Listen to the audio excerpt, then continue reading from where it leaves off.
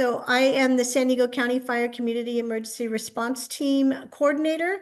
I'm the one that applies for grants, does all the paperwork, and then we have 6 teams within our program with a total of 100 volunteers. And so that's who we are in a nutshell. So there's 5 easy steps to preparedness. The first step is getting alerts, so you know what to do. Follow those alerts. That I'm going to skip over and hand over to Thomas Schutz when he does his presentation. We'll talk a little more about making a plan to protect your people. You will get the link to the Listos California Disaster Ready Guide, which is what you see in the picture. And this is what this PowerPoint is based off of from the state Cal Office of Emergency Services in a follow-up email. We'll talk about packing a go bag with things that you need. I also added an under the bed bag. For those of you that live in the city, earthquakes may be more prevalent for you to prepare for, where I'm in the backcountry, so it's wildfires. We'll talk a little bit about building a stay box for when you can't leave. That's also known as sheltering in place. And then encourage you to help your friends and neighbors get ready. So signing up for alerts, again, I'm going to go over this really brief because Captain Schutz will talk about the different types of alerts.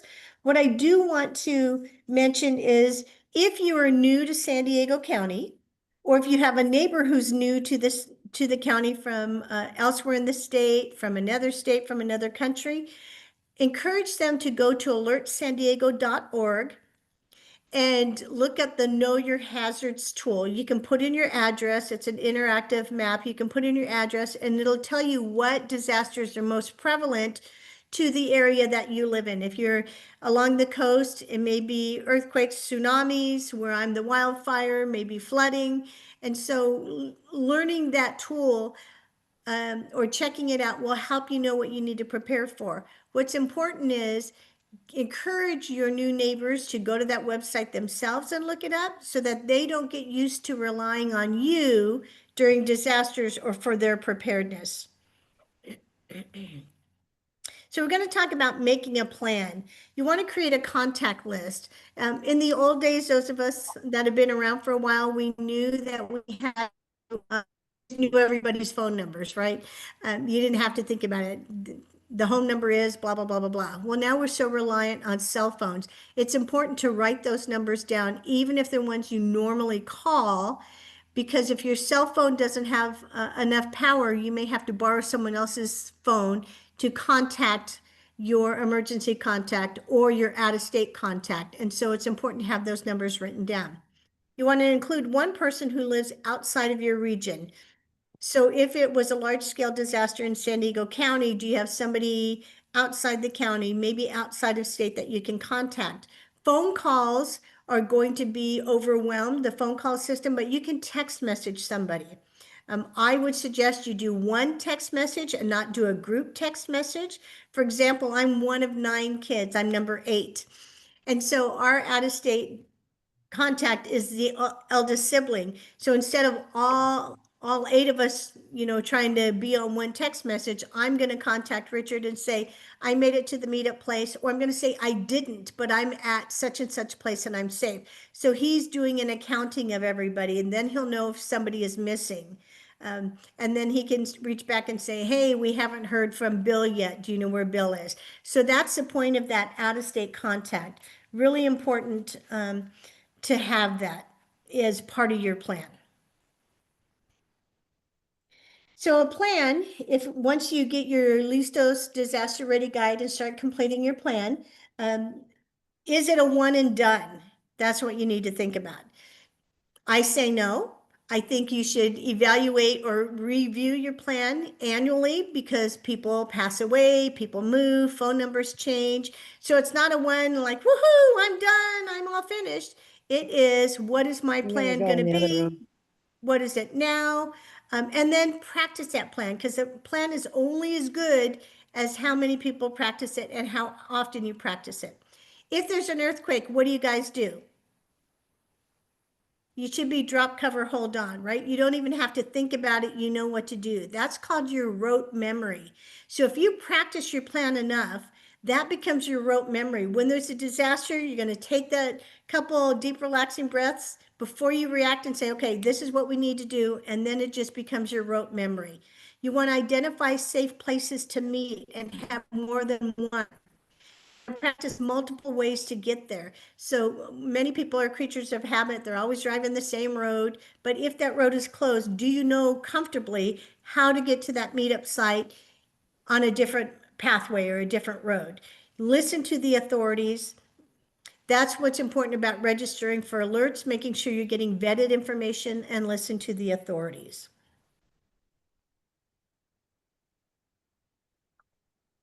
So we're going to talk about packing a go bag.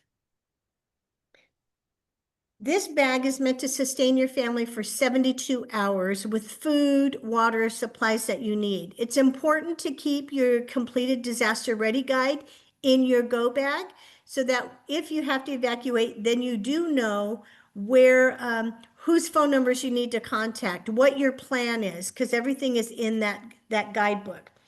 What you can do ahead of time is pack documents, a medication list, copies of your ID, copies of your insurance document. You can also store them in the cloud, have them on a flash drive, have a copy of a local map. Those are things, cash, that you can pack ahead of time. You cash, because if it's a big disaster, power may be out, ATMs may not work, cash registers may not work, but you can have a small amount of cash and small bills so that if you need to go to a store, they can still service you.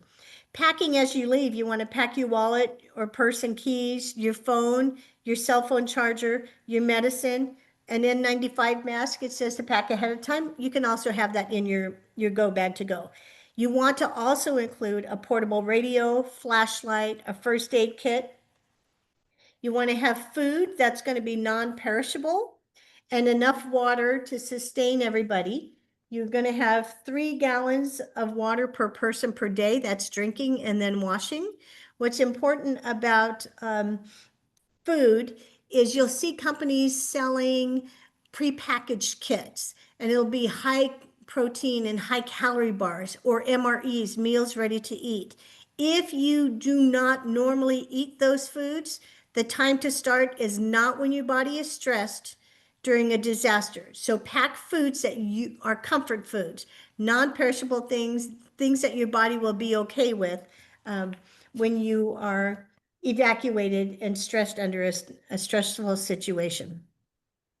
Here's the under the bed bag. If your go bag, we just talked about, is to sustain your family for 72 hours. That's food, water, all kinds of supplies.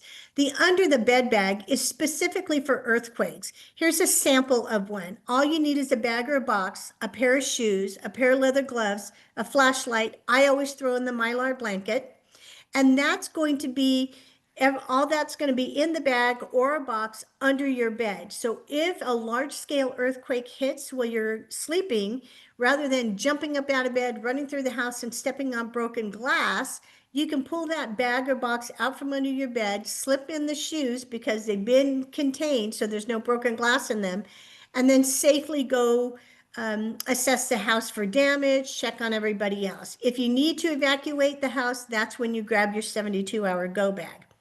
The Earthquake Country Alliance, you guys will get the link to that website. That's a great website to get so much more information about earthquakes. There's 7 steps to earthquake preparedness. They'll have short videos in English and Spanish, and it has all kinds of options for drop, cover, and hold on, because not everyone can drop under a table, or there may not be a table in that room. So what do you do if there's nothing in that room to drop and hide under? So the videos on that and the pictures will help give you all those options about drop, cover, hold on if you can't, while you're sleeping, while you're driving, while you're outside, what do you do? So the next step is building a stay box. is going to be if you are told to shelter in place. And ideally, you should have extra water and food at your house anyway, but sometimes we run low before we get to the grocery store. The thing with this is you also want to plan for at least 3 days of not having power or water at your home. So you want to have a supply separate from the regular food you eat. Again, non-perishable foods are best because you may not be able to cook. And that's going to be stuff that you need to keep your family sustained while the shelter in place orders are still in place. Okay, step 5. I know I've gone through this really quick for you, but you will get the link to the disaster ready guide. Step 5 is to help your friends and neighbors prepare for disasters. If your neighbor needs assistance, the County of San Diego has a real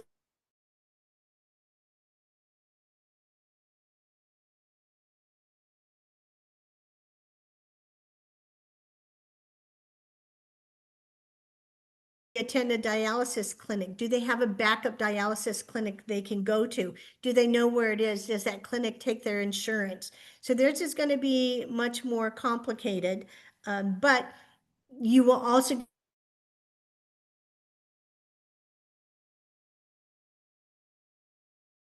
if they need assistance, encourage them to get their own disaster ready guide, share that link with them and have them fill out their own plan.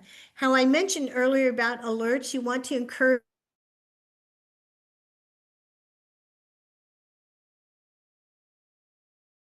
on you during a disaster. What's going on? What do I do? Because you've got to be worried about taking care of your family, not also taking care of somebody who is able-bodied and can do that. So encourage them to take those steps. If somebody needs assistance, they can contact their local CERT program. That's a link that I also sent to Mary Lou, Carol, and Posey to share with you guys. The CERT programs can meet with residents who have the more complicated their plan because they want to look at 3 different people that can help them evacuate if they're not able to drive. Keeping in mind when you do your personal disaster plan, perhaps you don't need the more detailed guidebook, but as life goes on and life changes, everybody moves into that access and functional needs category at some time in their life. It could be you sprain your ankle so bad you can't drive. Now you're access and functional needs. So you need to then think about, okay, right now I had knee surgery or hip surgery. I can't drive. How does my plan change? Who can I rely on to help me evacuate? So those are all things to consider. But help your family and friends. If you have somebody close by that perhaps you can help them evacuate with your family because they live right next door, then do that. But help them come up with their plan.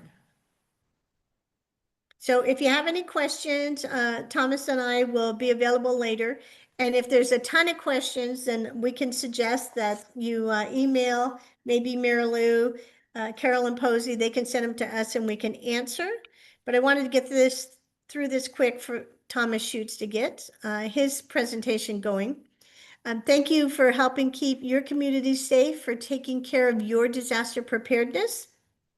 I appreciate you guys inviting us again. There's my contact information and Mary Lou and those guys can share it with you. Our CERT program is hosting a 2025 Prepare in a Year campaign. And as part of that, we email monthly tips. So we're taking this whole preparedness process and making it into small manageable steps by sending monthly tips. So if you want to get added to that monthly tip, we'll do that and just let me know and I'll send you the previous monthly tips since we're halfway through. So that's my part of the presentation. Thomas, I'll let you take over. Thanks so much.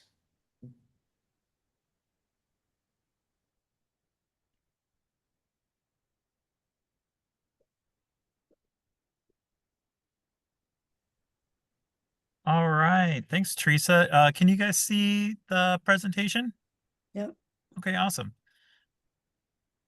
Um, is it showing in presentation mode? No. Okay. I'm going to figure this out. 1 second. Okay. Now I think we're good. Yeah. All right. Awesome. Well, thanks again for having us. I'm going to give kind of a quick overview of what we're looking at. As far as wildfire danger and everything like that, there's probably a range of different experience levels on the awareness side and everything, but we're going to kind of work through it. We'll give a quick introduction on the general concept, what wildfire is, what the situation is down here in San Diego County, and how it affects folks, and how you can best prepare, and then some of the actions you can take when wildfires are happening. So today is a perfect example. So we'll actually pull up some real life examples of what's going on now with the fire in Lakeside, which has gotten quite large, but fortunately is burning away from homes and people. So hopefully we'll be able to get a handle on that. But definitely in the mix. We are in peak wildfire season right now, so we're in that time of year where anything can happen on any given day. So speaking of the fire season, we've always had longer fire seasons down here in San Diego County, at least in historic times. Up north, they had shorter fire seasons. Areas like Humboldt County, picture up in the trees, they would still have fire seasons, but a lot of times it would be 3, maybe 4 months, and then they would get some moisture, and the conditions would get better and they wouldn't be in peak wildfire season anymore. It's gotten longer and longer statewide. It's become a real challenge for us on the fire department side because things can happen at any time, right? We had uh, uh, what felt like a big fire up in Ventura at the end of last year, and I was up there. It was in the Camarillo area, and over 200 structures were destroyed. And what's interesting is most people have completely forgotten about that because then in early January, LA happened and just absolutely devastated that community, and kind of was a stark reminder that this stuff can happen anytime, and we really end up riding out these weather events. And so things are getting hotter. I know you guys are the environmental climate committee, so it's no surprise to you that things are changing and things are becoming a challenge. And there's a lot of complex issues that go into fires, and there are a lot of years where we have the potential, but we don't have the starts, and it can give people the wrong impression that there's not a threat there. San Diego is a good example of that, where we had two major fires that anybody who is in the county remembers. Um, I say fires, but really I mean fire sieges. There were multiple fires in '03 and '07.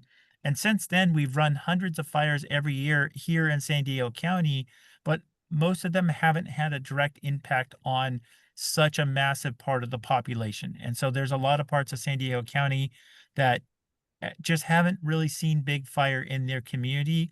And we want people to know that the potential for that to have happen hasn't gone away. And we really just want people to be ready. When we have these wildfires, we have a lot of different impacts. The air quality is degraded. There's a lot of visibility issues. There's road closures, evacuations, and there's a lot of safety hazards that come along with wildfires, both during and after a wildfire. When we're talking about these fires, there's three main characteristics or factors that go into a wildfire spreading. Topography, or the lay of the land, the terrain, really drives fire behavior. Fire runs a lot faster uphill. So if you're out in a flat area, like if you were out in Imperial County, for example, and there was a fire, it's relatively flat, so it's going to burn different. It's not going to have the ability to race up these hillsides and cause issues. And there's also less access issues when there's flat land. For us, San Diego is quite bumpy. We have a lot of hills and mountains and all kinds of topography that really drives out fire behavior here. So a big challenge for us. Uh, Fire goes faster uphill because the flames and the hot convective gases are essentially laying across the hillside and preheating everything. It allows that fire to go up. So what we're where you should really kind of think about that is how it plays into where your home is and where you might be located when a fire is happening. So if a fire is at the base of the hill and you're at the top, that's cause for concern because that fire is going to go a lot faster towards you than you might think. A good extreme example of that was the bridge and line fire this summer, where we had fires at the bases of the mountains up in San Bernardino, get established at the base and work their way up the mountaintop.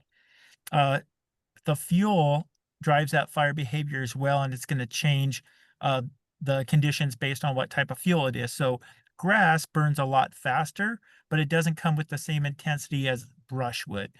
Brush is going to burn hotter, but it's going to take a little bit longer for that fire to push through the brush. And then trees, when a fire is burning through timber, it's going to be a lot slower than if it was just burning through grass, but the intensity is going to be something far more extreme than a grass fire. I put houses on there as well because unfortunately we're seeing more and more where the houses end up being the fuel source. And this seemed like kind of an anomaly where it happened kind of very rarely. We had a fire in Colorado, the Marshall Fire, where it moved out of the wildland and it truly just became a house to house ignition. And that was kind of a real big sign for folks. I mean, they lived in a regular community that didn't have a whole lot of concerns like that. But when you have the wind component, houses put off so much heat and energy when they're on fire that it can cause some real issues. We saw that again, unfortunately, out in Lahaina, where again, not a very vegetated area once it moved into the structure part, but that wind component is always that factor we keep going back to because it absolutely drives fire behavior. Um, and then unfortunately, and again in Los Angeles, the Palisades and the Eaton fire. I was up on the Palisades fire for 4 weeks. Was up there since day one, and it was quite a sight and a situation that it doesn't matter how many firefighters you have on a event like that, you're not going to be able to stop it. All you can do is focus on life safety and try to get people out of harm's way, because those houses, when the wind's blowing over 90 miles an hour at some points, those houses are just going house to house to house, and there's not a whole lot of space in between them, and so they're right there to catch each other on fire. That brings us to the weather. So topography and fuel are going to drive that fire behavior, and there's something that topography and fuel are something that's a bit more static, right? We know what the hills look like around us. We know what the fuel is like around us. The weather component, especially this time of year, is really what's going to determine one day to the next what fires are going to look like. So we know that the last few days have been quite warm around the county. The temperatures are up, the relative humidity is down, and fortunately there's not a huge wind factor, but it is still quite breezy, especially out in the backcountry area. So that's going to help drive the fire behavior as well and cause us a lot of issues. So at the fire station, we're kind of in the same boat where the fuel is important because we're watching the fuel moistures this time of year. They'll continue to go down. We see the brush just get drier and drier.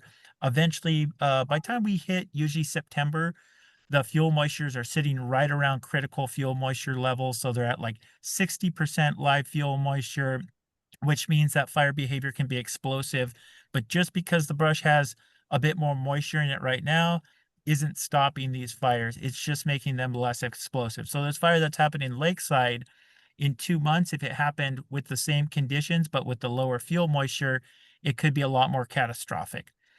The weather is something we look at every day on the fire side because that's the most dynamic. And so I recommend you guys check that out as well too. There's a lot of great resources with the National Weather Service. SDG&E does a great job they actually have meteorologists on staff, and they do a good job breaking it down to digestible information. I like going to their site because I can start there, and if I want more information, I can do a deep dive with the weather service. But sdgeweather.com, they break it down in bite-sized pieces where you can kind of really understand what's going on in the county. So fuel, weather, topography all come together. That's really what will drive this fire behavior and start to cause us issues. talk a little bit about what you can do about it. So we've talked for years about defensible space. Um, lot of folks are required by law to do defensible space. It depends on where you live, as far as the different fire hazard severity zones and stuff like that. But important for everybody to really prepare their house as much as possible. We know these fires don't exclusively happen in high or very high fire hazard severity zones. So making sure that your house is as prepared as possible is really important. This kind of gives a good overview of what we're looking at. So you may hear people talk about Zone Zero that got signed into law a few years back, but wasn't really, we were still doing the education on it. It wasn't really being enforced because essentially what we're looking for is uh, non-combustible zone in that first 5 feet right up against your structure. It happens to be where a lot of people have their rose bushes or their shrubs or their, you name it. Everybody likes planting stuff around their house because it looks pretty. Unfortunately, when these fires come through, the embers get stuck and all that stuff that's right up against your structure, and it holds that flame in there and causes a lot of issues. So we're gonna do a deeper dive on zone 0, 1, and 2, but just broad strokes. Zone 0 is going to be that first 5 feet next to your structure. Zone 1 is going to be 5 to 50. Some places in the county are still 5 to 30, and all around the state is 5 to 30, but most of the county is actually working off of the same code where we're 5 to 50 for zone 1. Not going to change dramatically on uh, how you prepare your property, but just wanted to throw it out there in case you see anything say 5 to 30. And then zone 2 is the 50 to 100 feet from your property. Now, this is only in effect if you actually own the 100 feet around your property. So for me, I unfortunately definitely do not. My property line is about 30 feet away, even less on one of the sides. My neighbor is not required to clear defensible space for me, and that is unfortunate for me.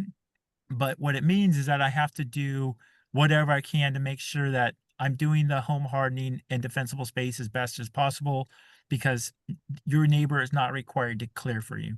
But if you do have the buffer, these are the requirements. So zone 0, the ember resistant zone. So we're looking for gravel pavers, concrete instead of mulch. What we found is that even though it's a low flame when mulch is coming up, continuous mulch is still able to carry flame right up to the side of a building. And we do longer educational courses. We were actually just up in Palomar on Saturday, talking to the Palomar Mountain Fire Safe Council, and we were talking about just that. Is they've done all kinds of studies. We had Wildfire Preparedness Week in May, and they actually built 2 buildings out here in San Diego County and lit both the outside areas on fire and put big fans to push that fire over. And they've done this study several times in many different areas, and it shows the same thing each time, which is that any kind of continuous fuel source that takes that flame up to the side of your house and holds it there increases the chances that that fire is going to then penetrate your home and move in and catch your house on fire. Uh, if it's a regular day and it's a small fire and your house is the only one, we may have enough resources for it and everything may work out. Unfortunately, these situations happen a lot of times where we already have multiple fires burning in the county. Resources are very thin, and you can only do so much when you have a constant stream of embers flying up against the structure. And just as an example, that first night in the Palisades, I was up there. We fought fire at these 2 houses for 40 minutes, just trying to keep the embers at bay. We got every ember put out. Everything was looking as good as possible, but there was only one fire engine on the whole rest of the neighborhood who was able to patrol that whole area. And when all was said and done, that entire both houses and everybody else around them was leveled because the embers just kept going after these structures. And eventually, in that situation, you had the structures working against themselves as well. But the embers are a real problem. They just won't stop. And so you want to try to set yourself up for success with this zone 0. You're going to hear about it more because after the LA fires, the governor signed an executive order essentially mandating that we expedite the process on coming up with the specifics for Zone 0 to be enforced starting January 2026 on all structures, existing and new. And so it may not be your local fire department that's enforcing it. It may end up being your insurance company because they know that it's the legal requirement for you to do so. And they're going to start giving people the ultimatums of you need to clear or we will not be covering you. Less of an issue in the uh, more denser populated areas that aren't in the high or very high fire hazard severity zones, but still a challenge for everybody in this county with the insurance companies right now. And so just putting it on your radar that you're gonna likely hear about the ember resistant zone a lot more. Zone 1, that 5 to 50 feet, you want to remove any kind of dead vegetation. You want to space out your plants as much as possible, keep everything irrigated and fresh so that, again, those embers don't have a place to land and catch on fire and cause a bunch of issues. And then zone 2, the fuel reduction zone, from 50 to 100 feet out. This is where we want to keep the grasses low. We don't have to go as crazy. We're not looking for people to clear cut their property. That's certainly what we don't want. You know, we, you don't have to have it look like Arizona just to still meet the intent of what we're doing here. So make sure you go through the specs and we'll give you some resources at the end so you can reference back. But really just keeping the flammable materials to a minimum in that fuel reduction zone as well. When it comes to vertical spacing, we want to try to keep the limbs off the ground. So if you have a big, beautiful oak tree, but the limbs are hitting the ground, and then you have that nice duff layer filled with all the dead oak leaves right underneath it, that's going to be a problem because it's going to carry that fire up into that tree, build up that momentum, and continue to carry that fire and probably kill the tree in the process. That's what we call ladder fuels, where you have grass or duff layer or brush right up underneath these trees, and these trees are low enough for it to take advantage. So try to clear it up. 6 feet would be ideal if as long as your tree's not if your tree's 7 feet high, don't go 6 feet because we don't want you to kill it. But try to be reasonable about limbing up your trees so that they're not close to the ground and keeping that vertical clearance up. The horizontal spacing is important as well. We don't want that fire, regardless of where it's coming from, where the fire is coming from, we don't want it to be able to jump from bush to bush. And so you want to keep it spread out.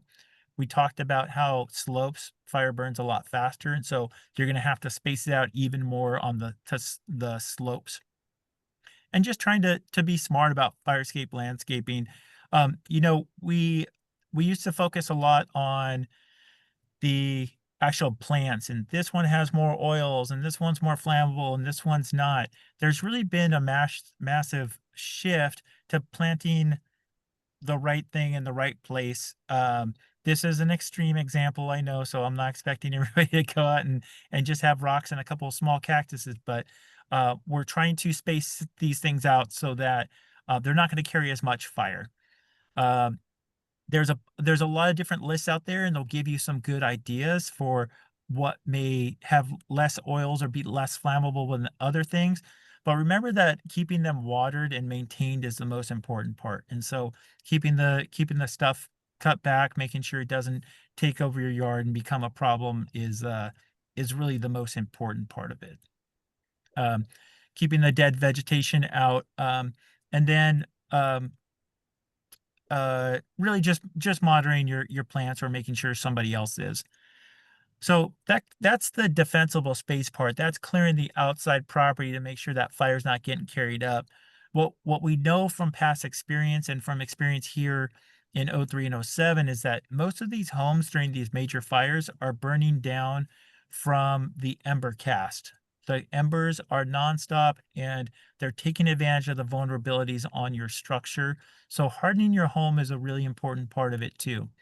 This is how it does it. So conductive heat, less common, but that's going to be a direct flame up against your house. So that's why we want to limit the amount of vegetation. Radiant heat is a lot more common, where the fire is radiating heat and it's taking advantage of maybe uh, some vulnerabilities on the side of your house. Maybe you left the windows open and now that radiant heat is pumping through and catching your drapes on fire. The convective heat uh, is a really big one because all those hot gases are going right up against the side of your house. And same thing, it's carrying that heat portion over. So if you have rotting wood, like a lot of folks do around their doorways, or if you have, let's say your welcome mat's still out and there's a bunch of leaves and debris all over, or you have a deck area that has a bunch of stuff stored underneath it, those are all going to be potential issues because it's areas where the fire can take advantage. The big one is ember cast. We know most of the homes burned down in '03 and '07 from the ember cast, but it is happening because those embers are getting into the attic vents and the crawl spaces, as well as the other vulnerabilities we talked about. But the embers, the vents are such an important part of switching things out. So some of the other big ones, a lot of folks have switched out their roofs, which we're very grateful for. So a lot of people have a Class A rated roof, but take a look at your roof, make sure it's in good condition, and it's not going to be a place where embers can take advantage. A lot of roofs in the past were that old style wooden shake shingle roof. Those things are ready to burn, and thus we have moved away from it in this county for the most part. So just make sure that your roof is what we're looking for, and that it doesn't have a bunch of debris stuck in there, that there's not any pieces falling apart, that kind of stuff. Going back to the vents, there's a couple different things. So most older houses had vents on them that were a 1/4 inch mesh screening. That's about the size of, like, if you had a golf tee and you stuck it through, that's about that size. What we're really looking for is a 1/8 inch mesh or a 1/16 inch mesh to switch it out to that size so that there's less of a chance of the embers getting in there. The best option is really to choose the ember resistant vents and replace them on your structure. There's 3 different kinds that are approved by the state fire marshal, 3 different brands, I should say, a ton of different kinds. All and they're actually pretty reasonably priced. But if you don't want to make that financial commitment, at least switching out your 1/4 inch mesh into something smaller is going to be a huge help. Just make sure that you don't leave any vulnerabilities on the seal when you do that. Something else I'll mention about the 1/16 is it does change the amount of airflow that's going into these spaces. So if you are going from 1/4 inch to 1/8 or 1/16, you want to make sure that you don't have any moisture issues. Consider talking to uh, somebody who specializes in that before making the switch. But it will certainly help keep the embers out of these areas where they tend to take advantage. Making sure that you have the right type of window, so dual pane windows are gonna be, a good option. Making sure that if they are vinyl windows, that they have, metal, bracing in there, and it could be really hard to figure that out after the fact, and I haven't figured out how to do that, so, if I do, I'll report back, but, if you are out buying new windows, making sure that they are fire resistant and up to code, and just know that the dual pane windows are going to do better than the single panes. As far as the walls, stucco's good, fiber cement. If you have treated wood, any kind of exposed wood, and a lot of folks have wood in outbuildings as well. Just know that if your shed catches on fire, it could potentially be the thing that catches your house on fire. So you want to make sure that you take care of that as well, and we don't want any new fire sources when the fire's coming through. Decks are a big deal as well. It's a big cost to switch it out with, the TimberTech and some of the other composite options. So if you don't have that option, just making sure that's at least sealed up and painted, you don't have a bunch of rotting wood that's ready to burn, is going to be a huge help to you. And also making sure that you keep it clear underneath.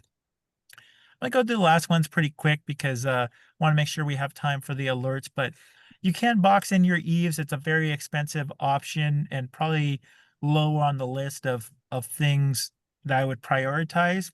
If you have issues underneath your eaves, work on sealing those up and with other ways. like using caulking and stuff like that if you have areas where embers could take advantage. And then garages, a lot of people forget about their garage, but most garages aren't sealed up very well. A lot of times the seals on the bottom are old and kind of smushed and decrepit, and that's another vulnerability. Some folks don't have the proper weather stripping on the tracks on the side, and so if you notice that air or debris or light gets through your garage doors on any given day, that may mean that you have some issues that you want to address as far as sealing up your garage area. Part of the zone zero, the new zone zero requirements is going to likely require that folks remove the wooden gates that are attached to the homes. This is a massive deal because most people have wooden gates that attach to their homes, and going the metal option is comes at a price and potentially a loss of privacy unless you get the expensive solid metal one. So something to keep your eye out as well. We're just in the education phases with that stuff, but we do know that these fires tend to take advantage by stuff that's touching the house in that 0 to 5 feet, and so we feel obligated to focus on the gate portion as well, because fire will carry right across your wooden gate and right up to the side of your structure. We're trying to avoid that going forward. So anything you can do on that front will help. And then some additional considerations, keeping your gutters cleared out. You could see in this picture, the person had one of those screens that goes on top of the gutter, but it's collapsed in there, and now the leaves are just kind of trapped in there. That means that the embers are going to get in there, and the embers will take advantage of that really easy because the stuff is so light. And then it's just essentially holding fire at the side of your house. So that's something you don't want, is to have the fire right at the edge of your roof line, because it could potentially make access and cause issues. Having address signs and appropriate markings is always a huge deal. And then a water supply, on the fire department side, if we're able to utilize your water sources, then we will. So having a hose that's nearby that we could take advantage of, or that if there was a small fire that was isolated to your property that you could take action on if it was safe to do so, it's always a good option to have. Teresa covered this pretty well with the go bag, so I won't go too in depth on this, but I will say two things about this. Number one, protecting your airway is absolutely critical, especially if you have any underlying conditions, but just in general, a lot of times people forget about the airway stuff and they focus on, oh, I'll have long sleeves and I got to have boots and I got to have this stuff. That stuff's all important. Nothing will take you out quicker than a deep breath with some hot, crazy fire gases coming your way. So make sure that you have a way to protect your airway in the short term if you're evacuating, going from your house to your vehicle, or from your vehicle to a shelter or something like that. An N95 mask is a good temporary option. It's not going to keep all that stuff out of your lungs, but it's at least going to buy you a little bit of time in between locations. And the other important part is just keeping your vehicle fueled up. A lot of people like to run it on fumes, and you can imagine if something happens, even like an earthquake or something, and suddenly all the things we take for granted are gone, like being able to go to the gas station at any given point. That's a bad situation to be in when you now don't have a vehicle to evacuate in. And every time we do evacuations with our sheriff partners, we have folks who are running out of gas. And I can't think of a worse situation than be there with my family trying to escape, but I didn't fill up the tank. And so now we are sitting ducks, just waiting for something to happen. So do what you can on the little stuff on the day to day to set yourself up for success with that. And then be ready to implement your plan, some of the plan stuff that Teresa talked about, and then the alerting stuff that we're going to cover now.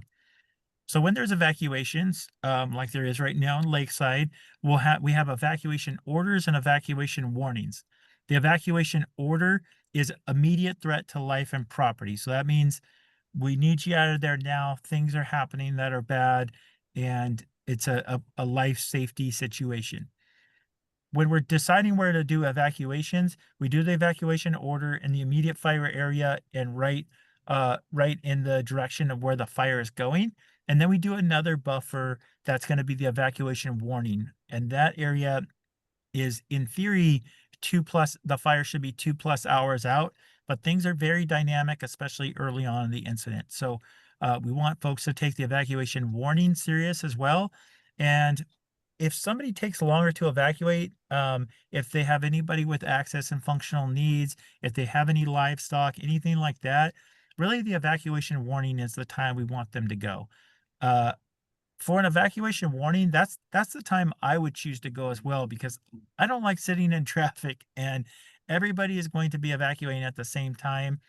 There is nowhere in San Diego County that will not be congested with folks when it comes time to evacuate, because these roads aren't set up for everybody to leave all at once. And so just thinking ahead, it may seem like a good idea to I'm gonna wait it out a little bit longer and kind of see how this progresses. It may work out for you, or it may be in a situation where you wait too long and now it's dark and smoky and hard to breathe, and now you're jumping on the road with everybody else. Um, Things deteriorate very quickly during a wildland fire, so something to think about, trying to get out of harm's way as soon as possible, if it's appropriate, or if you feel like you're threatened. Shelter in place is one of the other options. This can happen. We did this for a fire last year because it was safer to keep them in place, simply because they had one way out and we were blocking it with fire equipment. And there was only a handful of homes. We were able to assign an engine to each home. It was kind of a unique situation, but they had done a lot of prep work with their home hardening and defensible space. And so we felt comfortable keeping them in place. A shelter in place could also be used for something like an active shooter situation, crazy person out on the run where we don't want people evacuating. We just want people locking the house down and making sure that everything's good. And it could also be for something like a hazmat situation where there's a tanker truck rollover and there's a big purple cloud. We don't want everybody strolling out to go evacuate into the hazmat situation. So in that case, we would want people turning their air off, closing up their doors and windows, and waiting for further instruction. Some emergency notification sources that you'll find here in this county. So we have wireless emergency alerts. Those are make the same noises like the Amber Alert, makes a crazy sound on your phone. That's pushed out by law enforcement and County Office of Emergency Services during an emergency. And it's pushed out simultaneously with the reverse 911 system. The bummer part about reverse 911 is it used to be a really good option because everybody had a landline. And now that a lot of people don't have landlines, landlines are still included in the system, but you have to manually sign up to get it on your smartphone. And most people in this county, unfortunately, have not.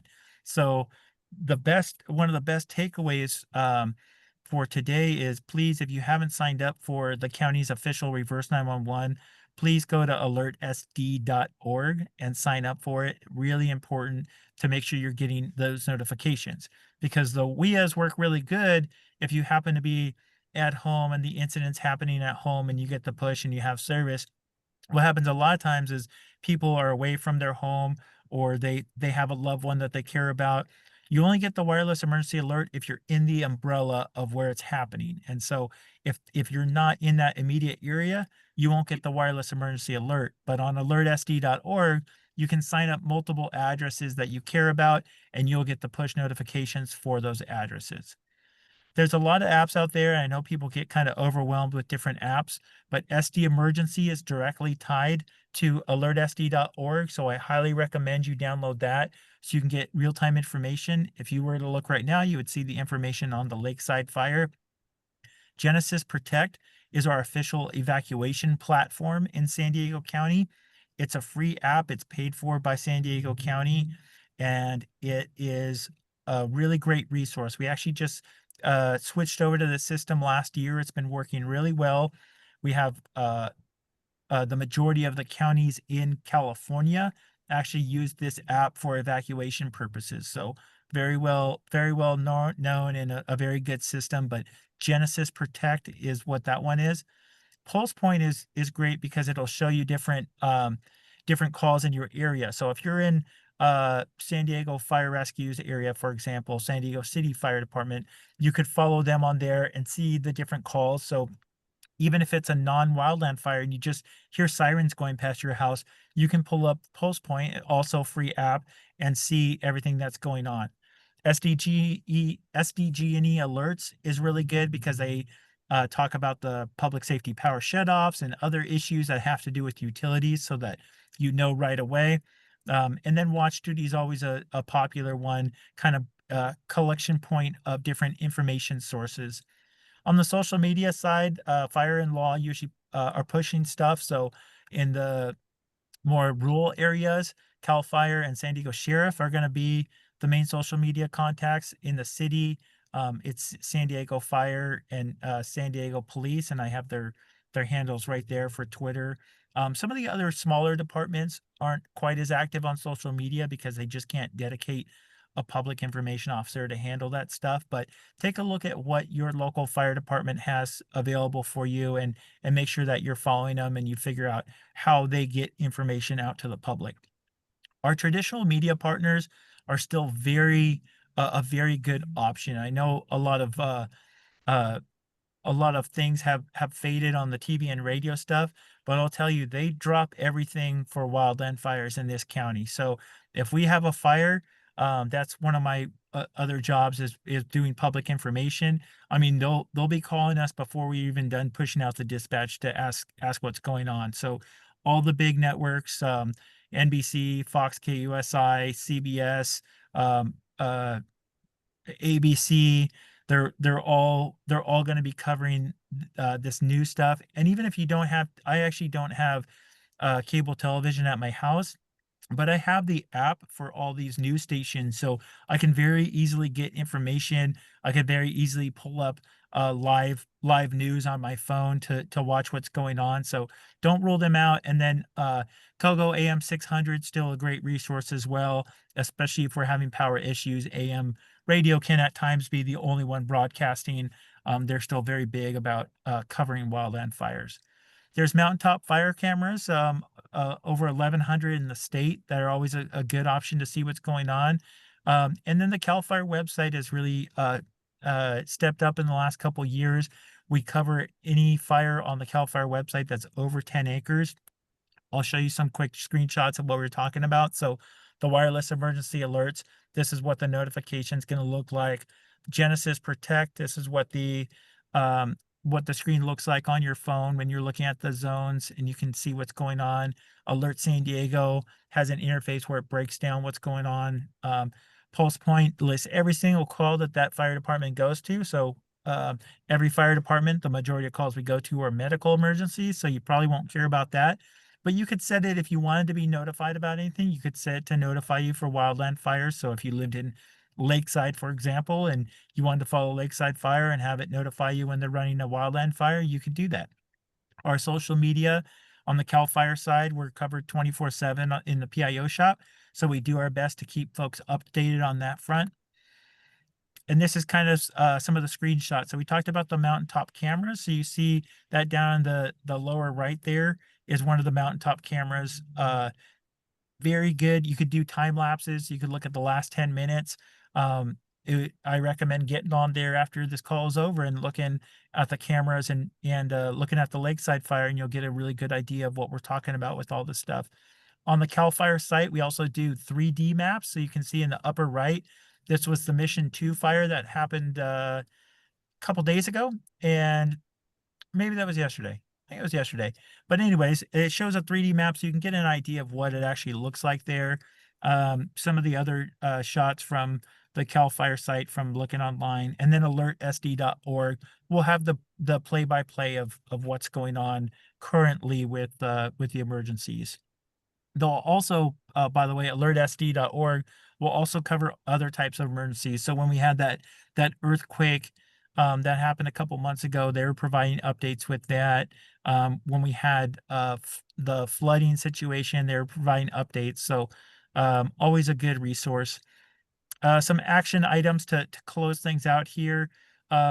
Make sure that you have a plan for you and your family, so that you guys are obviously the community leader type. And so if there's folks in your neighborhood who might be counting on somebody like you to help them out, maybe they don't have a vehicle, maybe they don't have access to this type of information, you want to have your stuff settled so that you don't have to worry about doing everything.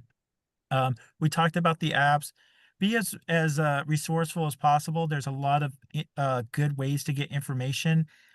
There's also some so-so ways to get information, right? Just like anything else. We could go on X.com right now and look and see what the people are saying about the fire in Lakeside.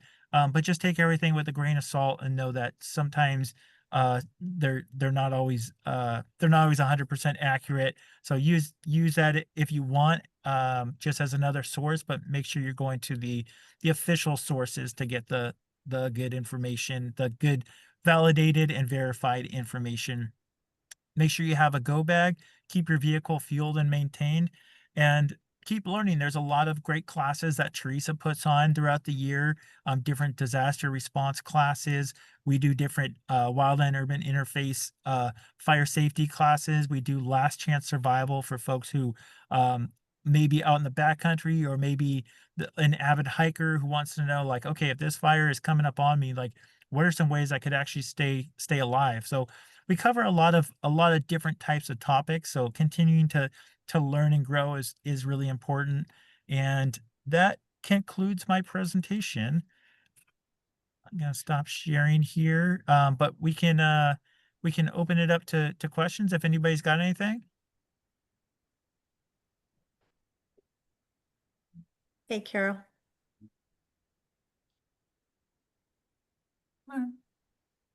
So thank you so much. That's super helpful. I have a lot of questions about, I didn't catch what you were saying was going to happen in January 2026, that there's going to be a legal requirement to have a zone zero cleared. Yes. So with the zone zero, so these defensible space zones are a requirement for folks in the fire hazard severity zones. So there's a couple things in flux right now. One of them is that the CAL FIRE has just pushed the local responsibility area maps to all our local partners. So I'll use San Diego City, for example. San Diego City has areas throughout the city that CAL FIRE considers moderate, high, or very high fire hazard severity zones based on a ton of different analytical data and all kinds of stuff. They the assembly bill that was mentioned, 3074, requires zone zero clearance. These specifications for zone zero are being worked out by the Board of Forestry right now and are now in accepting public comment to find out the specifics. What we do know is that they're looking to remove any kind of flammable items in that area. What we don't know is some of the little stuff, like, are they going to allow low growing herbaceous non-woody species to be there? Or if they're going to allow stuff in pots, are they only allowing terracotta pots, or are they allowing metal pots, or what's going to be the expectation there? So we don't know the specifics on that, which is why we remain in kind of more of an educational role. But come early 2026, that's when the governor expects everybody being all these different fire departments, to actually start educating slash enforcing the zone zero stuff. So Because I'm very concerned that insurance companies are going to start getting rid of all their policies of people that don't have zone zero cleared out. Because I know that they've already done that. The State Farm is already doing that with my neighbors. And just looking at satellite images or drone images. Yeah, I'm really concerned about that as well, and we know that they can ultimately, they have a lot of leeway in being able to kind of do what they want, and so if they're looking for reasons to drop folks, especially if we don't give people enough lead time, and that's why we're trying to educate folks as much as possible. But yeah, coming out with the specifics, it's hard to rip out your wooden gate and then switch it to metal in a moment's time, right when it comes out. Is this with a piece of legislation? Yes, it's with I don't know the numbers for for the latest executive order, and there was actually a Senate bill tied to that one as well. The original, I think, was AB 3074, which was mentioned in the chat. But Great, thank you. yeah, it's been a long time coming, but it's been a slow rollout because it is so complicated, and really it would have continued to drag out for quite a while longer, I believe, if it weren't for the LA situation. Thanks.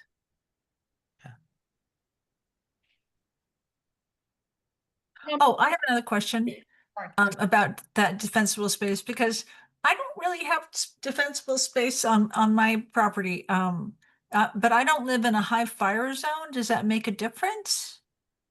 It does. So, per the state requirements, the fire departments are only required to enforce.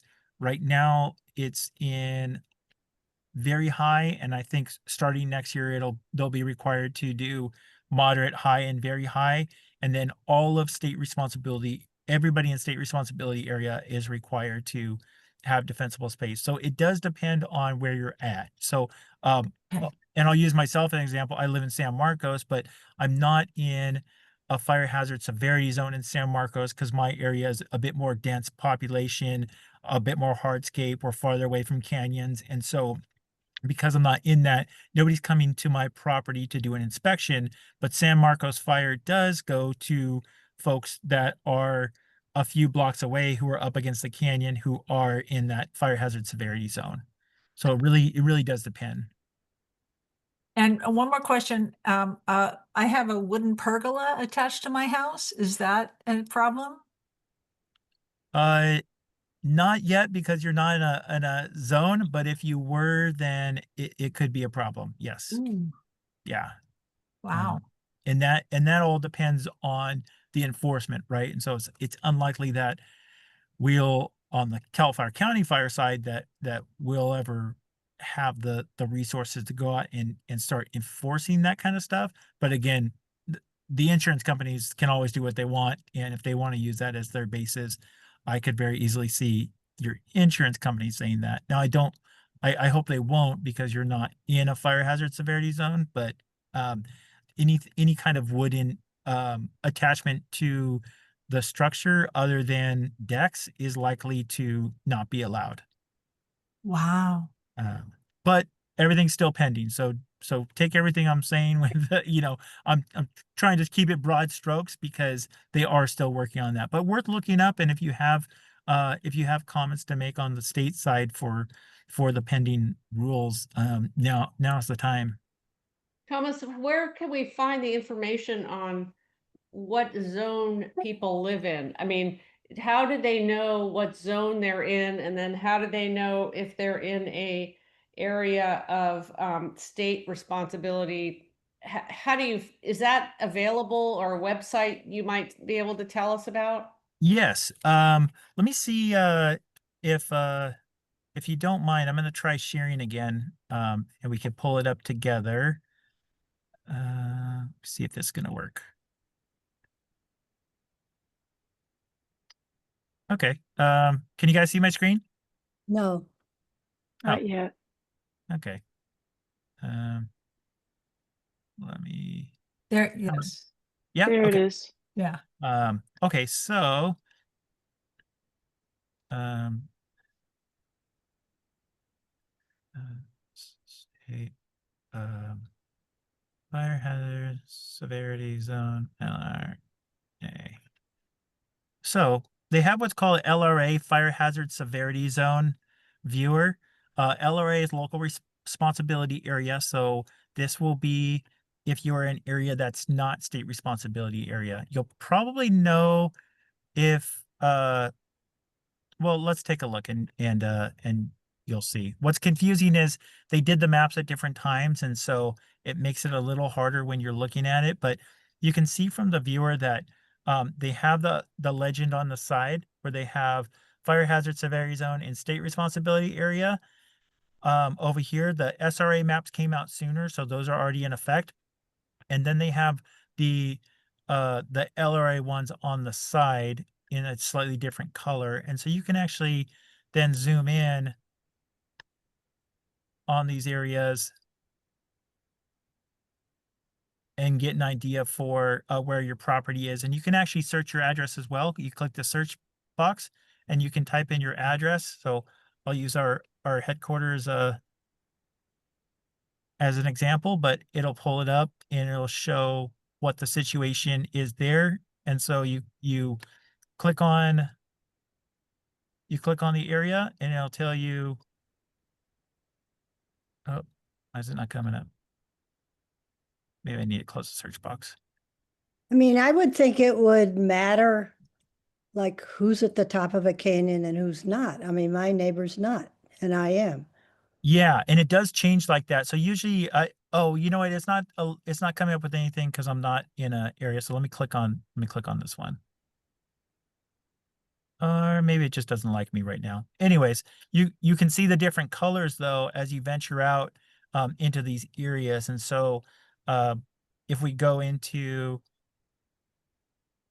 an area you guys might recognize, like over in the Bonita area or Spring Valley area, it's showing what things are looking like. This is the college area. And so some of these areas have to do with the fact that they're near canyons and stuff like that, but it is not a perfect system, and that's why we throw it to the local fire department to finish determining it. So right now, San Diego City Fire is going through all these maps and determining how they're going to do the adoptions and if they want to add any areas to it.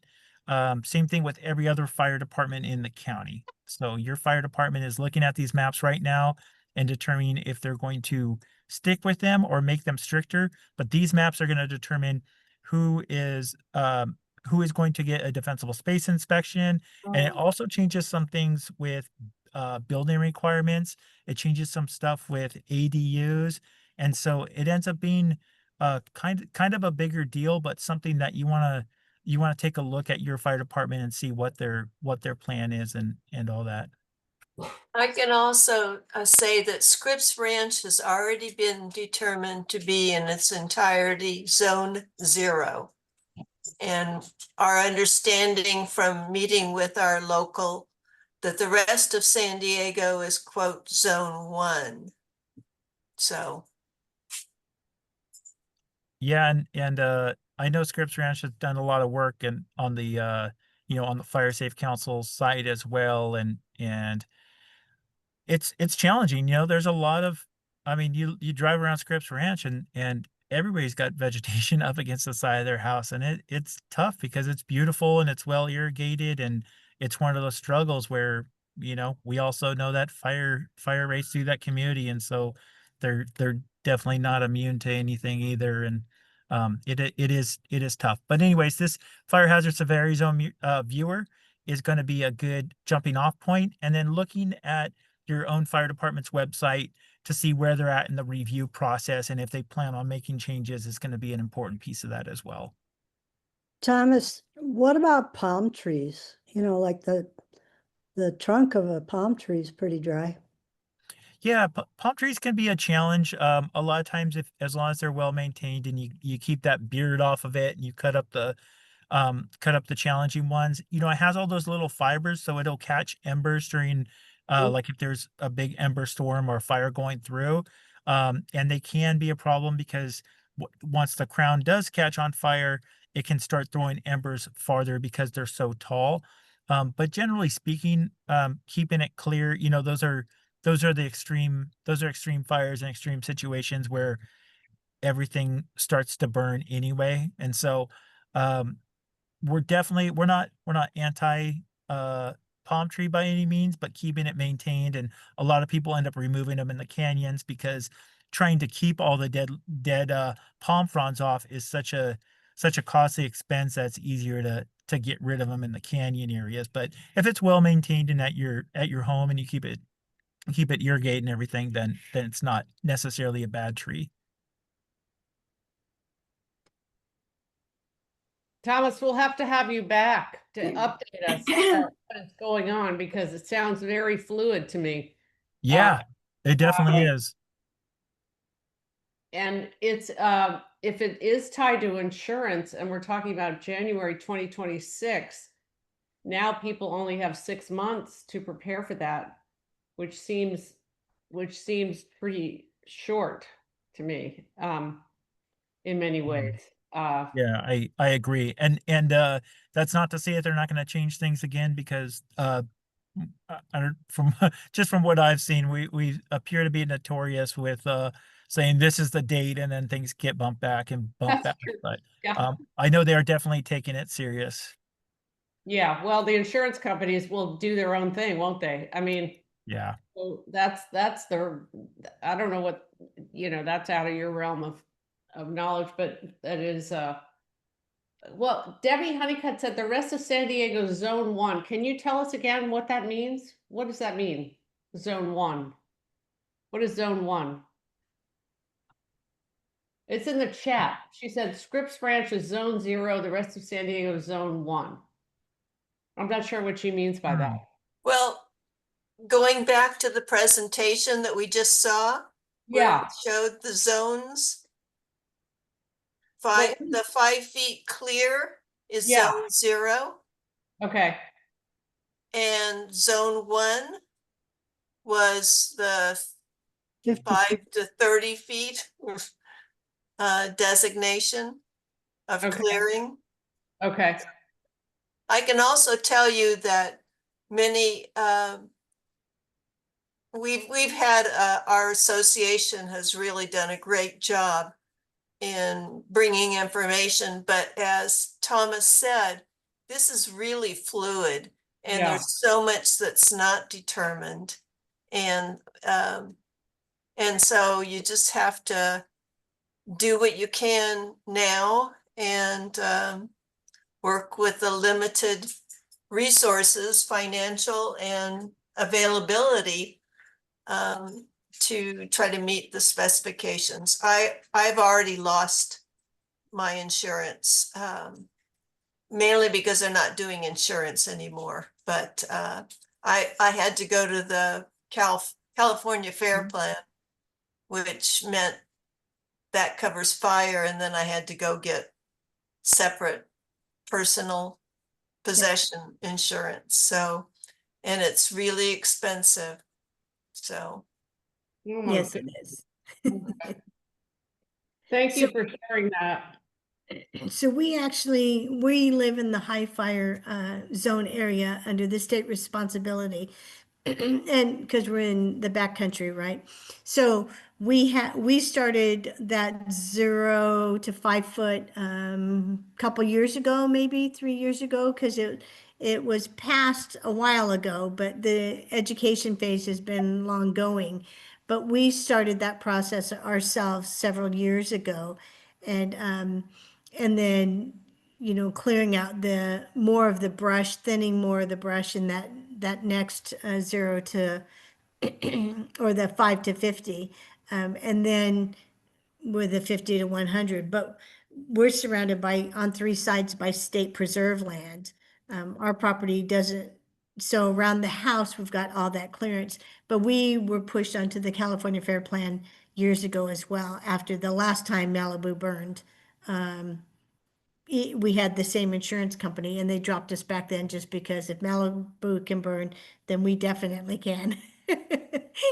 So, but it is, Debbie, a a concoction of insurance and trying to figure out who's covering what and what they'll cover. And so it's like putting together a puzzle piece to get insurance. And the size of our property, the insurance companies will only cover the first 8 acres around from the house.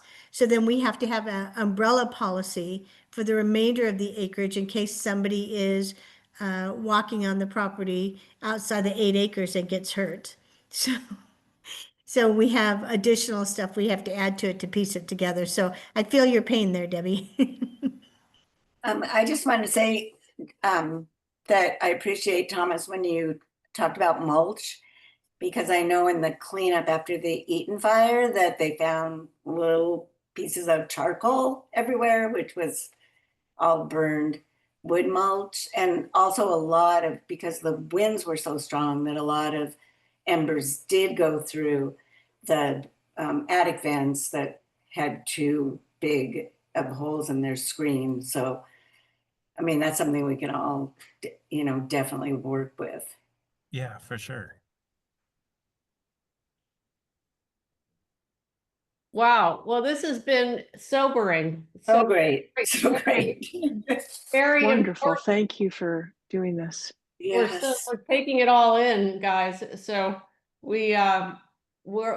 Teresa provided us and Thomas provided us with a lot of links that we're going to send you after this.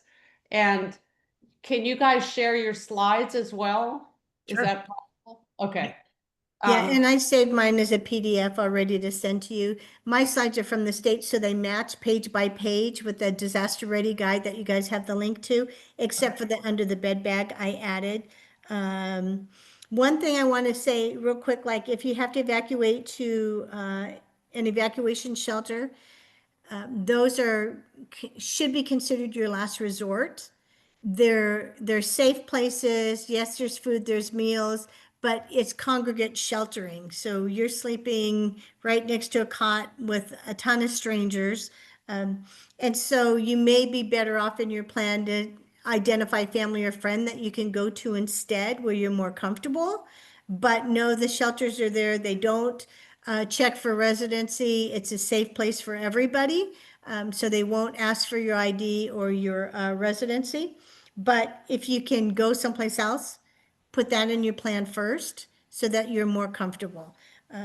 Sustainable go bags, when you're building those, use supplies you already have at home. Do a scavenger hunt, do secondhand shopping. If you have rolling luggage, you're not using a piece anymore, that's a great go bag. So think sustainability on that. And then I included the home hazard hunt from FEMA. So that goes through all kinds of hazards people have standard in their home. So prevention is also key, right? Because just like that wildfire can get into your house, the opposite can happen. You can have a house fire that gets into the vegetation and with the strong wind become a wildfire. So prevention and preparedness is going to be key on that. Thanks so much, you guys. Thank you Thank both you. so much. We are so thankful and we will definitely be in touch with you guys. For sure. Awesome. Thanks for having us. Appreciate it. Thank Thank you. Okay. Thank you. All right. Take Yeah, care.